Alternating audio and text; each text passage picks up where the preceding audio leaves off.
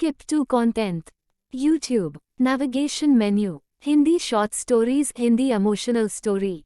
Hindi emotional story, Hindi short stories के इस अंक में आप सभी का स्वागत है। वेबसाइट के इस अंक में आपको कई सारी हिंदी इमोशनल स्टोरी पढ़ने को मिलेगी। दोस्तों, कहानियों का हमारी जिंदगी में काफ़ी महत्व होता है।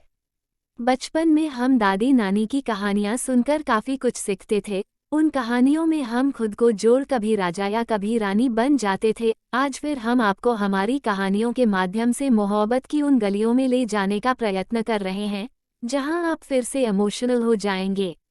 धन्यवाद। हिंदी इमोशनल स्टोरी बोझ। कविता अपने माता पिता की बहुत लाडली थी। 3 बड़े भाइयों की बहन थी। कोई भी चीज़ मांगने पर उसी वक्त सामने हाजिर हो जाती। पूरे घर में रौब था उसका। पूरे परिवार और नौकरों पर राजकुमारी की तरह हुक्म चलाती थी कविता। स्कूल में भी पूरा रौब था उसका। बड़े घर की लाडली जो थी वह। ऐसे ही उसने कॉलेज में दाखिला लिया। उसके ठाठ बाट, बड़ी गाड़ी में आना जाना, हर दिन नया फैशन देखकर हर कोई उससे दोस्ती करना चाहता था। थोड़े ही दिनों में उसके बहुत से दोस्त बन गए। पूरे कॉलेज में उसकी अपनी ही एक पहचान थी। इन दिनों उसके घर एक रिश्ता आया।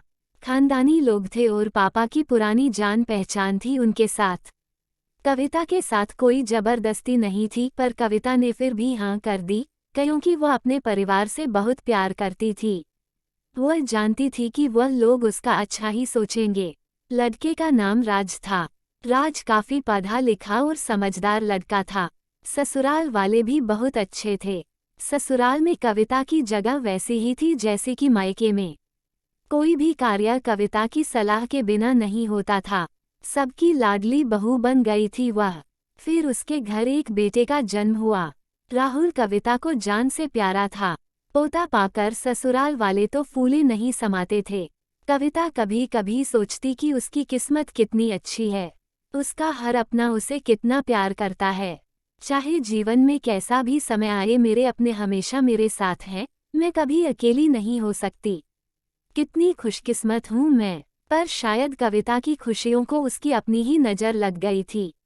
एक दिन वो मायके जाने की जिद कर बैठी।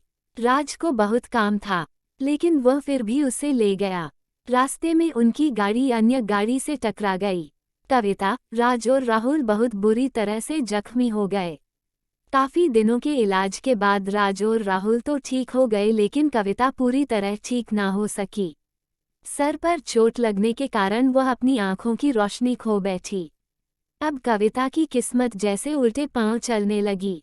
मायके वाले कुछ दिनों तक उसे मिलने आते रहे, फिर कभी कभार फोन ही करके पूछ लेते कि अब कैसी हो। धीरे धीरे ये सिलसिला भी कम हो गया। ससुराल वालों की सहानुभूति भी कम होने लगी। घर में किसी को पास बैठने के लिए कहती तो जवाब मिलता, बहुत काम है, अब तुम भी हाथ नहीं बंटा सकती। राज भी चिड़चिड़ा हो गया था। बस राहुल ही था उसके साथ, जिसके साथ हंसते खेलते उसका वक्त गुजरता।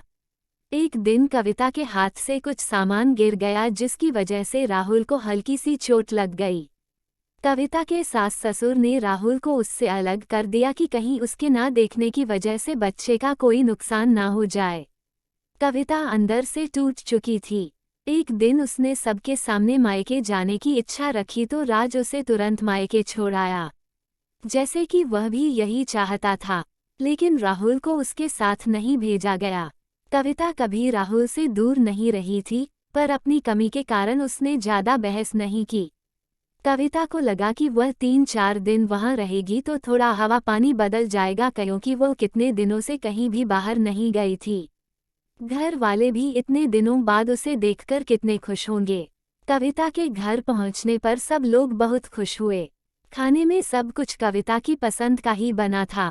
उसने अपने मम्मी पापा और भाई भाभीयों से दिल खोलकर बातें की। उनके छोटे छोटे बच्चे भी बुआ के साथ घुल मिल गए थे।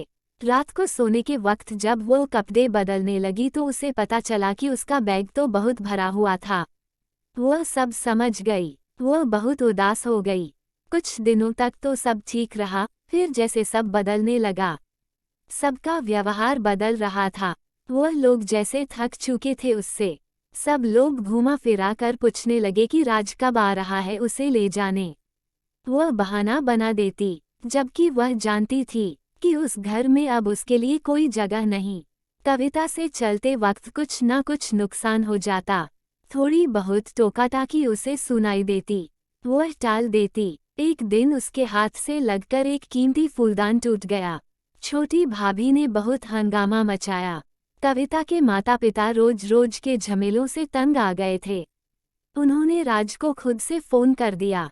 राज कविता को अपने घर ले गया। कविता को अपने परिवार वालों से ये उम्मीद ना थी। जिस कविता के कहे बिना घर में एक पत्ता भी नहीं हिलता था, उस घर के लिए वह बोझ बन चुकी थी। राज के साथ ससुराल आते वक्त वह बहुत खुश थी, क्योंकि वह अपने घर जा रही थी, अपने जिगर के टुकड़े राहुल के पास। परंतु ये खुशी भी कुछ पल की ही थी। सारा बंदोबस्त पहले ही किया हुआ था। कविता को सीधे ऊपर वाले कमरे में पहुंचा दिया गया। राहुल से दूर रहने की सख्त चेतावनी दी गई।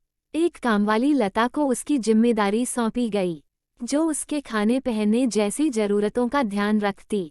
कविता ज्यादातर चुप ही रहती। कभी कभी कामवाली लता से थोड़ा बतिया लेती। उसके जरिए राहुल का पता चल जाता।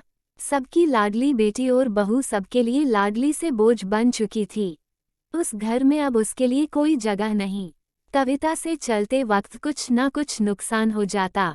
थोड़ी बहुत टोकाटाकी उसे सुनाई देती, वह टाल देती। एक दिन उसके हाथ से लगकर एक कीमती फूलदान टूट गया। छोटी भाभी ने बहुत हंगामा मचाया। कविता के माता पिता रोज रोज के झमेलों से तंग आ गए थे। उन्होंने राज को खुद से फोन कर दिया। राज कविता को अपने घर ले गया। कविता को अपने परिवार वालों से ये उम्मीद ना थी। जिस कविता के कहे बिना घर में एक पत्ता भी नहीं हिलता था, उस घर के लिए वह बोझ बन चुकी थी। राज के साथ ससुराल आते वक्त वह बहुत खुश थी, क्योंकि वह अपने घर जा रही थी, अपने जिगर के टुकड़े राहुल के पास। परंतु ये खुशी भी कुछ पल की ही थी। सारा बंदोबस्त पहले ही किया हुआ था। कविता को सीधे ऊपर वाले कमरे में पहुंचा दिया गया। राहुल से दूर रहने की सख्त चेतावनी दी गई। एक कामवाली लता को उसकी जिम्मेदारी सौंपी गई, जो उसके खाने पहनने जैसी जरूरतों का ध्यान रखती। कविता ज्यादातर चुप ही रहती। कभी कभी कामवाली लता से थोड़ा बतिया लेती। उसके जरिए राहुल का पता चल जाता। सबकी लाडली बेटी और बहू सबके लिए लाडली से बोझ बन चुकी थी।